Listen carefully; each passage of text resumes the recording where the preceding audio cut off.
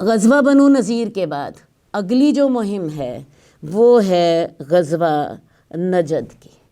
یہ نجد کا علاقہ جو ہے یہ مدینہ کے شمال میں ہے۔ یہ بہت بڑا وسیع صحرا ہے، یہاں پہ بدو ادھر ادھر بکھرے ہوئے رہتے ہیں۔ رسول اللہ صلی اللہ علیہ وسلم کو خبر ملی تھی کہ نجد کے بدو جو ہیں انہوں نے بھی مدینہ پر حملہ کرنے کے لیے ایک جمعیت فراہم کر لی ہے۔ رسول اللہ صلی اللہ علیہ وسلم جو ہی غزوہ بنو نذیر سے فارغ ہوئے تو آپ نے نجد کی طرف توجہ فرمائی، آپ اس کی طرف صحابہ کے ساتھ گئے، اور جب ان لوگوں نے دیکھا کہ رسول اللہ صلی اللہ علیہ وسلم بنفس نفیس صحابہ کے ساتھ آپ کے سامنے موجود ہیں، وہ لوگ بکھر گئے، پہاڑوں میں ادھر ادھر بکھر گئے، اور رسول اللہ صلی اللہ علیہ وسلم وہاں پہ کچھ دن ٹھہرے۔ اپنا حالات پر کنٹرول حاصل کرنے کے بعد رسول اللہ صلی اللہ علیہ وسلم واپس آ گئے۔ اب تھوڑے سے حالات رسول اللہ صلی اللہ علیہ وسلم کے کنٹرول میں آ گئے تھے، خاص طور پر غزوہ بنو نذیر میں جب مسلمانوں کو فتح ہوئی اور یہود کی سازشوں سے آپ کو نجات ملی، اس کے ساتھ مسلمانوں کو بہت سکون محسوس ہوا۔ ادھر غزوہ نجد میں بھی مسلمانوں کو کامیابی ہوئی، آپ حالات کو تھوڑا سا کنٹرول کرنے میں کامیاب ہو گئے، لیکن ابھی بہت سے اور مسائل منہ کھولے کھڑے تھے۔ سب سے بڑا مسئلہ ابو سفیان کا تھا، جو کہ جاتے وقت چیلنج دے گیا تھا کہ اگلے سال بدر کے میدان میں ہماری پھر لڑائی ہوگی، اور اب وہ وقت قریب آ رہا تھا۔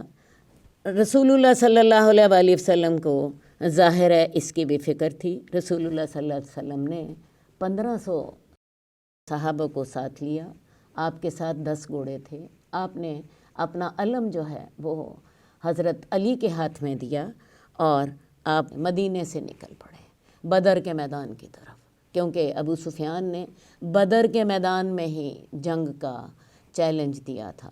ادھر سے ابو سفیان نے کیا کیا، اس نے 2000 سواروں کو اپنے ساتھ لیا، اور ساتھ لے کے ظاہر ہے اس نے چیلنج دیا تھا، اسے پورا تو کرنا ہی تھا، لیکن ابو سفیان شروع سے ہی بددلی کا شکار تھا۔ وہ اپنے شہر سے چلا مر الزہران، ابھی مکے کے وہ قریب ہی تھا کہ اس نے حوصلہ چھوڑ دیا۔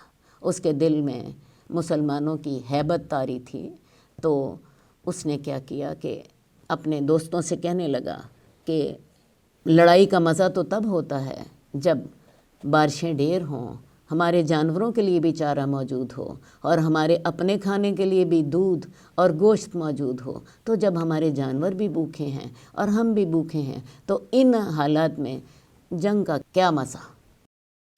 اور اللہ کی قدرت آپ دیکھیے، کسی بھی سردار نے اس کی مخالفت نہیں کی، وہ تمام کے تمام جو تھے وہ اس کی بات مان کے واپس چلنے پر تیار ہو گئے۔ تو رسول اللہ صلی اللہ علیہ وآلہ وسلم بدر کے میدان میں پہنچ چکے تھے۔ آپ نے اس کا 8 دن انتظار کیا۔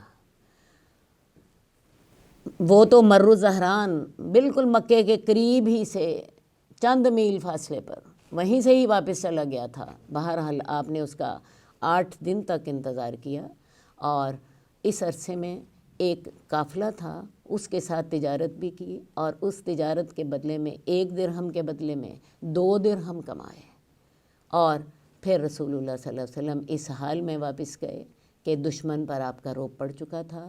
تمام عرب جو تھا اس میں قریش مکہ کی بے عزتی ہو چکی تھی کہ قریش مکہ اپنا چیلنج دینے کے بعد بھی وہاں نہیں پہنچے، اور مسلمان وہاں 8 دن تک بیٹھے رہے۔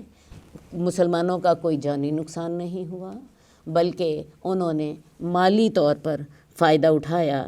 تو اس طرح کر کے یہ غزوہ بدر دوم کا معاملہ بھی حل ہو گیا، اور اب وہ جو غزوہ احد میں مسلمانوں کو ایک نقصان اٹھانا پڑا تھا، اب آہستہ آہستہ حالات رسول اللہ صلی اللہ علیہ وآلہ وسلم کے کنٹرول میں آ رہے تھے۔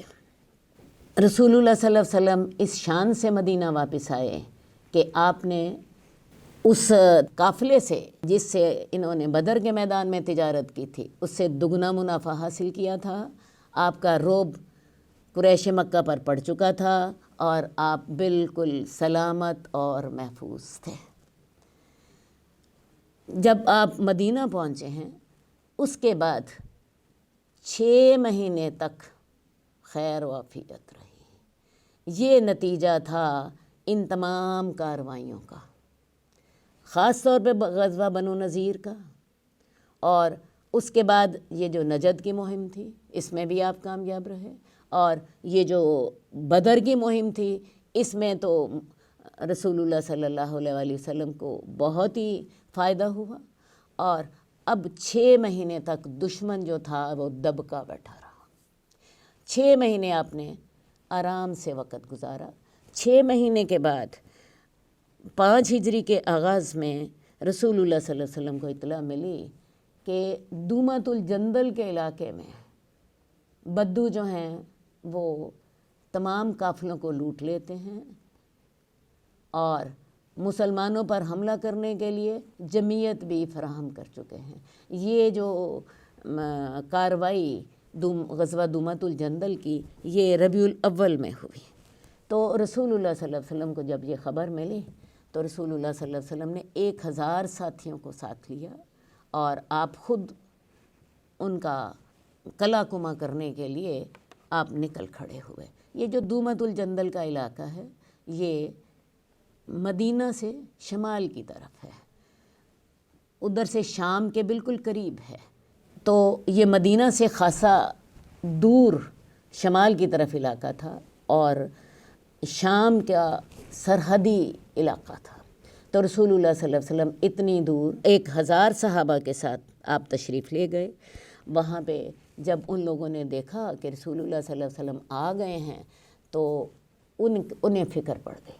یہ گرمیوں کا موسم تھا، رسول اللہ صلی اللہ علیہ وسلم رات کو سفر کرتے تھے اور دن کو عام طور پہ ایسے علاقوں پہ سے سفر کرتے تھے جہاں جو کہ عام راستے نہیں تھے۔ تو ویسے بھی جیسے کہ میں نے آپ کو بتایا صحرا میں دن کی گرمی بڑی تیز ہوتی ہے جبکہ رات ٹھنڈی ہوتی ہے، تو عام طور پر آپ رات کو سفر کرتے، دن کو آرام کرتے، یا پھر ایسے علاقوں سے جاتے جو کہ نامانوس راستے ہوتے۔ تو آپ وہاں ان کے پاس اچانک جب ان کے سر پر پہنچ گئے تو وہ لوگ جو تھے سارے بھاگ گئے، خوف زدہ ہوئے، اور جدھر کسی کا سینگ سمایا وہ ادھر چلا گیا۔ ہاں ان کے جانور وہیں تھے اور ان کے جو چرواہے تھے وہ وہاں رہ گئے، کچھ لوگ قتل بھی ہوئے ان کے چرواہوں میں سے، اور جانوروں کو اپنے ہانک لیا، اور ہانک کے مسلمان جو ہیں مدینہ کی طرف اس مال غنیمت کو سمیٹ کر واپس چلے آئے، اور الحمدللہ اب حالات رسول اللہ صلی اللہ علیہ وآلہ وسلم کے کنٹرول میں تھے۔ اب آگے ہم دیکھتے ہیں کہ اس سال یعنی 4 ہجری میں اور کون کون سے اہم واقعات ہوئے۔ 4 ہجری میں رسول اللہ صلی اللہ علیہ وسلم نے ام سلمہ سے نکاح کیا۔ ام سلمہ کے بارے میں ہم پیچھے ذکر کر آئے ہیں۔ ان کے شوہر ابو سلمہ جو تھے وہ غزوہ احد میں ان کو کاری زخم لگا تھا، بعد میں سریہ ابو سلمہ میں بنو اسد کے تعاقب میں رسول اللہ صلی اللہ علیہ وسلم نے ان کو بھیجا تھا، ان کا زخم کھل گیا اور یہ اسی زخم کی وجہ سے شہید ہو گئے۔ ان کی وفات کے بعد ام سلمہ اکیلی رہ گئیں۔ ام سلمہ کا تعلق ابو جہل کے خاندان سے تھا۔ ویسے بھی ام سلمہ نے بہت قربانیاں دی تھیں۔ آپ کو یاد ہوگا جب انہوں نے ہجرت کرنی چاہی تھی تو ابو سلمہ، ام سلمہ اور ان کا بچہ جس کا نام سلمہ تھا، جس کے نام پر ان دونوں کی کنیت تھی، یہ تینوں ہجرت کرنے لگے تھے، تو کفار نے ام سلمہ کو بھی روک لیا اور ام سلمہ سے ان کا بچہ بھی چھین لیا۔ یہ باتیں ہم پیچھے تفصیل سے کر آئے ہیں۔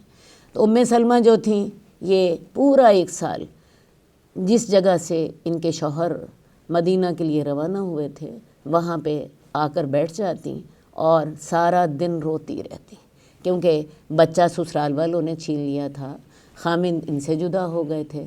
تو بہرحال 1 سال کے بعد ان کے حالات ایسے بنے کہ یہ مدینہ اپنے شوہر کے پاس پہنچ سکیں۔ وہاں بھی کچھ دیر ہی وہاں پہ رہیں تو یہ غزوہ احد کے بعد ابو سلمہ شہید ہو گئے۔ ان کو ابو سلمہ کے شہادت کی خبر ملی ان کی تو رسول اللہ صلی اللہ علیہ وسلم نے ان کو پیغام بھیجا کہ تم صبر کرنا اور اللہ سے یہ دعا کرنا، اللہم اجرنی فی مصیبتی واخلف لی خیرا منہا، اللہ تعالیٰ میری مصیبت کا مجھے اجر عطا فرمانا اور مجھے اس کا بہترین نعم البدل عطا فرمانا۔ سلمہ خود کہتی ہیں کہ میں نے دل میں سوچا کہ ابو سلمہ سے بہتر کون ہو سکتا ہے، وہ اتنے اچھے مسلمان تھے، اللہ تعالیٰ نے انہیں شہادت کی نعمت سے سرفراز کیا، وہ اتنے اچھے شوہر تھے، وہ اتنے اچھے باپ تھے، تو ان سے زیادہ اچھا اور کون ہو سکتا ہے، کون ان کا نعم البدل ہو سکتا ہے۔ لیکن چونکہ رسول اللہ صلی اللہ علیہ وسلم نے ان کو یہ دعا پڑھنے کا حکم دیا تھا، کہتی ہیں کہ میں پڑھتی رہی۔ جب عدت گزر گئی تو رسول اللہ صلی اللہ علیہ وسلم نے ان کے گھر آنے کی اجازت مانگی۔ یہ خود کہتی ہیں کہ میں نے آپ کے لیے ایک چمڑے کا تکیہ رکھا اور بیٹھ گئی۔ رسول اللہ صلی اللہ علیہ وسلم نے ان کو نکاح کا پیغام دیا۔ آپ کو ان کی قربانیوں کی قدر تھی، ان کے شوہر کی قربانیوں کی قدر تھی، تو آپ نے ان کو نکاح کا پیغام دیا تو یہ کہنے لگیں یا رسول اللہ، آپ کا نکاح کا پیغام تو بہت پسندیدہ بات ہے، لیکن مسئلہ یہ ہے کہ میں بہت غیرت مند ہوں۔ مراد یہ تھی کہ میں سوکنوں کے ساتھ شاید نہ رہ سکوں۔ دوسری بات یہ ہے کہ میری عمر زیادہ ہو چکی ہے، اور تیسری بات ہے کہ میرے بچے بھی ہیں، ان کے 4 بچے تھے، تو وہ آپ کو ڈسٹرب کریں گے، ایسا نہ ہو کہ میں آپ کی خدمت نہ کر سکوں اور آپ ان بچوں کی وجہ سے تنگ ہوں۔ رسول اللہ صلی اللہ علیہ وسلم نے ان سے کہا کہ میں اللہ سے دعا کروں گا اللہ تعالیٰ تمہاری غیرت کو کم کر دے، اور جہاں تک عمر کا معاملہ ہے، اگر تمہاری عمر زیادہ ہے تو میری بھی عمر زیادہ ہے، اور تمہارے بچے اگر میرے بچے ہو گئے اور انہوں نے میری تربیت میں وہ رہے تو کیا یہ اچھا نہیں ہوگا؟ بہرحال سلمہ کو آپ نے بڑی قدر کے ساتھ نکاح کی دعوت دی۔ سلمہ نے پھر قبول کر لی، اور رسول اللہ صلی اللہ علیہ وآلہ وسلم نے ان سے شوال 4 ہجری میں نکاح کر لیا۔ اس کے بعد اسی سال میں رسول اللہ صلی اللہ علیہ وسلم نے زینب بنت جحش سے بھی نکاح کیا۔ اب زینب بنت جحش کا معاملہ یہ تھا کہ یہ رسول اللہ صلی اللہ علیہ وسلم کی پھپھی ذات بہن تھی۔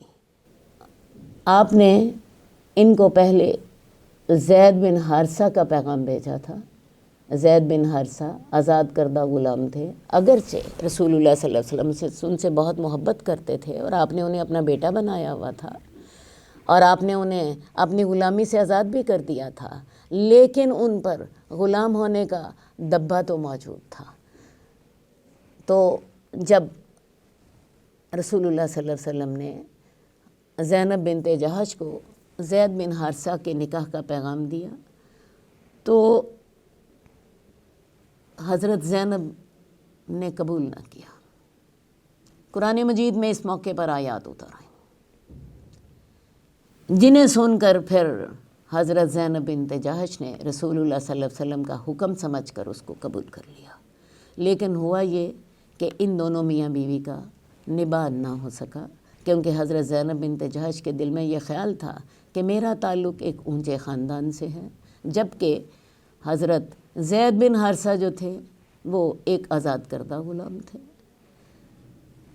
زید بن حارثہ آپ کو اپنی بیوی کے معاملات کی خبر دیتے، اور اللہ کے رسول انہیں کہتے کہ اپنی بیوی کے معاملے میں اللہ سے ڈرو۔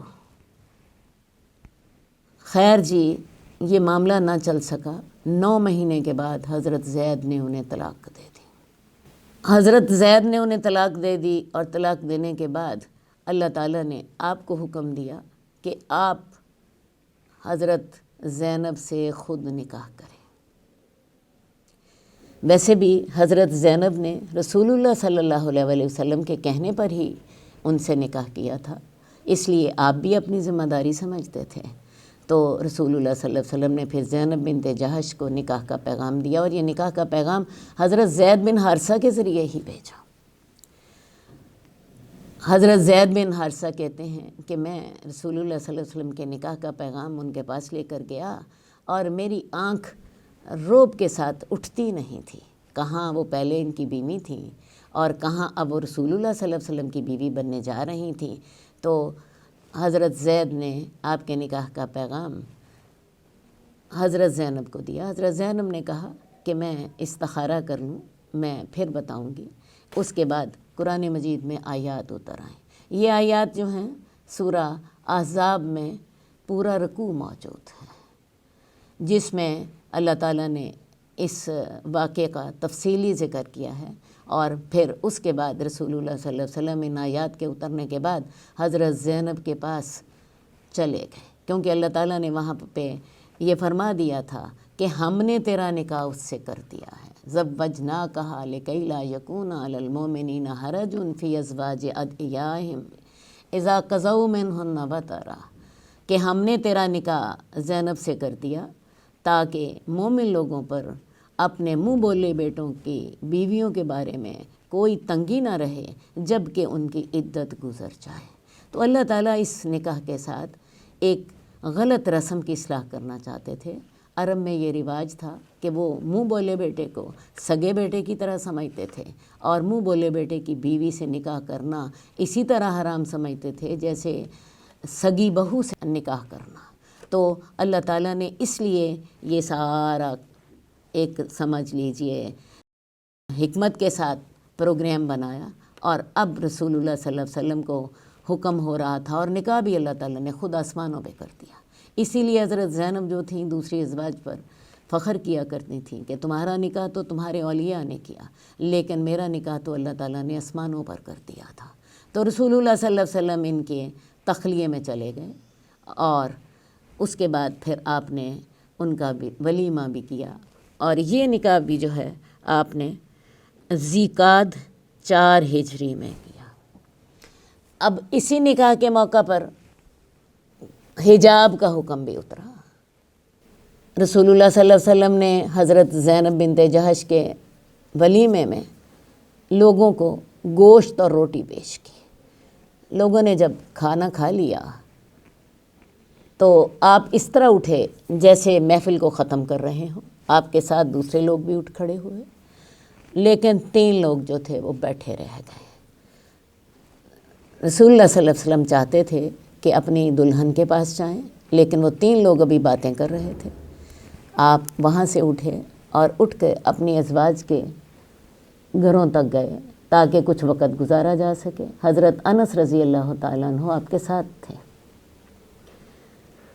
آپ حضرت عائشہ کے پاس گئے۔ حضرت عائشہ نے پوچھا کہ آپ کی دلہن کیسی ہیں، اسی طرح کی اور بھی باتیں ہوئیں۔ آپ واپس آئے تو ابھی وہ لوگ بیٹھے ہوئے تھے۔ آپ دوبارہ گئے، اور دوبارہ جب آپ گئے تو پھر واپس جب آپ آئے تو اس وقت وہ لوگ جا چکے تھے۔ اب رسول اللہ صلی اللہ علیہ وآلہ وسلم حضرت زینب کے پاس بیٹھنا چاہتے تھے، اور اس وقت یہ آیت اتری کہ وَإِذَا سَأَلْتُمُوهُنَّ مَتَاعًا فَاسْأَلُوهُنَّ مِنْ وَرَاءِ حِجَاب، کہ جب تم ازواج مطہرات سے کوئی چیز لینا چاہو، کوئی کام ہو، تو پردے کے پیچھے سے لو۔ یہ حجاب کے سلسلے میں سب سے پہلا حکم تھا۔ رسول اللہ صلی اللہ علیہ وسلم یہ آیت پڑھ رہے تھے، اور ساتھ ہی حضرت انس اور حضرت زینب کے درمیان میں آپ نے ایک چادر لٹکا دی۔ یہ سب سے پہلا حکم تھا حجاب کے بارے میں۔ تو یہ حکم بھی جو تھا اسی موقع پر اترا تھا، حضرت زینب بنت جہش کے ولیمے کے موقع پر۔ اس موقع پر اللہ تعالیٰ نے اور بھی کئی آداب کا حکم دیا۔ جب تم نبی کے گھروں میں داخل ہو تو تمہیں اجازت لے لینی چاہیے، اور کھانے کا انتظار کرنے کے لیے نہ بیٹھے رہا کرو اور نہ ہی باتیں کرنے کے لیے بیٹھے رہا کرو، اور یہ چیز نبی کو تکلیف دیتی ہے تو وہ تم سے حیا کرتے ہیں اور اپنی زبان سے نہیں کہتے، تو تم اے مسلمانوں ان باتوں کا دھیان رکھا کرو۔ یہ تمام آیات جو ہیں یہ سورہ احزاب میں موجود ہیں۔ اس کے علاوہ اسی سال ہی شراب نوشی کی بھی حرمت کر دی گئی۔ تو یہ تمام اہم واقعات جو ہیں یہ ہجری 4 کے ہیں۔ میں نے آپ سے شروع میں کہا تھا کہ قرآن مجید رسول اللہ صلی اللہ علیہ وآلہ وسلم کی ساری زندگی کی تفصیل ہے۔ جو بھی موقع ہوتا اس موقع پر قرآن مجید کی آیات اتر آتی، جیسے حالات ہوتے ویسی ہدایات مل جاتی۔ تو یہ جو سارے واقعات میں نے آپ کے سامنے رکھے ہیں، غزوہ بنو نذیر ہے، میں نے آپ کو بتایا سورہ حشر کی آیات نازل ہو گئیں، یہ حضرت زینب بنت جہش کا نکاح ہے، اس کے موقع پر بھی قرآن مجید میں آیات نکلی، ان کے نکاح کے موقع پر بھی آیات اتری، اور جب حجاب کا حکم آیا تو تب بھی آیات اتر آئیں۔ اسی طرح یہ جو غزوہ بدر دوم ہے، جس میں ابو سفیان مر الزہران تک پہنچ کے واپس چلا گیا تھا، اس موقع پر بھی آیات اتری۔ اسی طرح غزوہ حمراء الاسد کے موقع پر بھی آیات اتری، اور اللہ تعالیٰ نے اپنے مسلمان بندوں کی تعریف کی کہ انہوں نے زخمی ہونے کے باوجود، انہوں نے غمگین ہونے کے باوجود رسول اللہ صلی اللہ علیہ وسلم کی فرما برداری کی اور رسول اللہ صلی اللہ علیہ وسلم کے ساتھ چل پڑے۔ ویسے غور کیجئے 630 لوگ، ایک بندہ بھی پیچھے نہیں رہا، تمام لوگ اپنے زخموں کے ساتھ، جبکہ اللہ کے رسول صلی اللہ علیہ وسلم خود بھی اتنے سخت زخمی ہیں، تو رسول اللہ صلی اللہ علیہ وسلم کے حکم پر یہ سارے لوگ نکل پڑے۔ یہ تھوڑی قربانیاں نہیں ہیں، یہ بہت بڑی قربانیاں ہیں جو صحابہ دے رہے تھے۔ تو جتنے بھی ہم نے واقعات پڑھے ہیں، تمام واقعات پر قرآن مجید میں آیات موجود ہیں، بلکہ یہ خود غزوہ احد جس کا ذکر ہم پڑھ رہے ہیں اور جس کے بیک گراؤنڈ کے بعد یہ سارے واقعات ہو رہے ہیں، غزوہ احد کے ہو جانے کے بعد سورہ آل عمران میں 60 آیات اتریں، پورے 5 رکوع، جس میں اللہ تعالیٰ نے اس غزوے پر تبصرہ کیا، مسلمانوں کی جو خرابیاں تھیں ان کے ساتھ اشارہ کیا، اور اللہ تعالیٰ نے بتایا کہ مسلمانوں نے جو اس غزوے میں نقصان اٹھایا ہے اس کی 2 وجہیں تھیں۔ ایک وجہ رسول اللہ صلی اللہ علیہ وسلم کی نافرمانی تھی، جو کہ تیر اندازوں نے اپنے جگہ سے ہٹ کر کی تھی، اور دوسری وجہ مال کی محبت تھی۔ اس کے علاوہ اللہ تعالیٰ نے ان 60 آیات میں منافقین کی سازشوں کا پول بھی کھولا تھا اور مسلمانوں کو بتایا تھا کہ تمہیں ان سے ہوشیار رہنا ہے۔ تو یہ جو تمام واقعات ہیں وہ غزوہ بدر کے موقع پر پوری سورہ انفال اتری تھی، پوری کی پوری سورت جو 10 رکوع کی ہے۔ غزوہ احد کے موقع پر سورہ آل عمران میں 60 آیات 5 رکوع اترے تھے، جس میں اللہ تعالیٰ نے اس پر تبصرہ کیا۔ اس کے بعد غزوہ بنو نذیر کے موقع پر پوری سورت اتری جس کا نام سورہ حشر ہے۔ غزوہ بدر دوم جب ہوا ہے، غزوہ حمراء الاسد ہوا ہے، ان تمام موقعوں پر قرآن مجید میں آیات موجود ہیں، اور صحیح بات یہ ہے کہ جب تک آپ سیرت نہ پڑھیں تب تک آپ کو قرآن صحیح معنوں میں سمجھ آ ہی نہیں سکتا۔ جب تک بیک گراؤنڈ کا پتہ نہ ہو، جب تک حالات کا اندازہ نہ ہو، تو ان آیات کا مفہوم اس طرح واضح نہیں ہوتا جب تک کہ آپ ان حالات سے واقف نہ ہو۔ جب آپ ان حالات سے واقف ہو جاتے ہیں تو ایک ایک لفظ دل میں اترنے لگ جاتا ہے، ایک ایک لفظ دل میں اترنے لگ جاتا ہے۔ تو آج ہم نے یہاں تک پڑھا ہے کہ غزوہ بنو نذیر کے بعد مسلمانوں کے کچھ حالات کنٹرول میں آئے، اس کے بعد غزوہ نجد میں مسلمانوں کے حالات کچھ کنٹرول میں آئے، بدوؤں کی جو سرگرمیاں تھیں وہ ختم ہوئیں۔ اس کے بعد غزوہ بدر دوم میں کفار ٹھنڈے پڑ گئے، جبکہ وہ اپنے اعلان کے مطابق پورے نہ اتر سکے۔ اور پھر یہ جو غزوہ دومۃ الجندل تھا، حالانکہ یہ مدینے سے کافی دور تھا، لیکن یہ لوگ لوٹ مار کر رہے تھے اور ان کی لوٹ مار سے مسلمانوں کو بہت نقصان پہنچ رہا تھا۔ تو ان تمام کارروائیوں کے ساتھ مسلمانوں کی جو ہوا اکھڑ گئی تھی غزوہ احد میں، اور جس کے نتیجے میں رجی اور بئر معونہ جیسے المناک واقعات پیش آئے، وہ اب تھوڑے سے مسلمانوں کے کنٹرول میں آ گئے تھے۔ آج ہم نے یہاں تک ہی کرنا تھا۔ اب انشاءاللہ تعالیٰ اللہ نے توفیق دی تو اگلی دفعہ ہم مزید آگے واقعات پڑھیں گے۔ اللہم صلی علی محمد وعلی آل محمد کما صلیت علی ابراہیم وعلی آل ابراہیم انک حمید مجید۔ اللہم بارک علی محمد وعلی آل محمد کما بارکت علی ابراہیم وعلی آل ابراہیم انک حمید مجید۔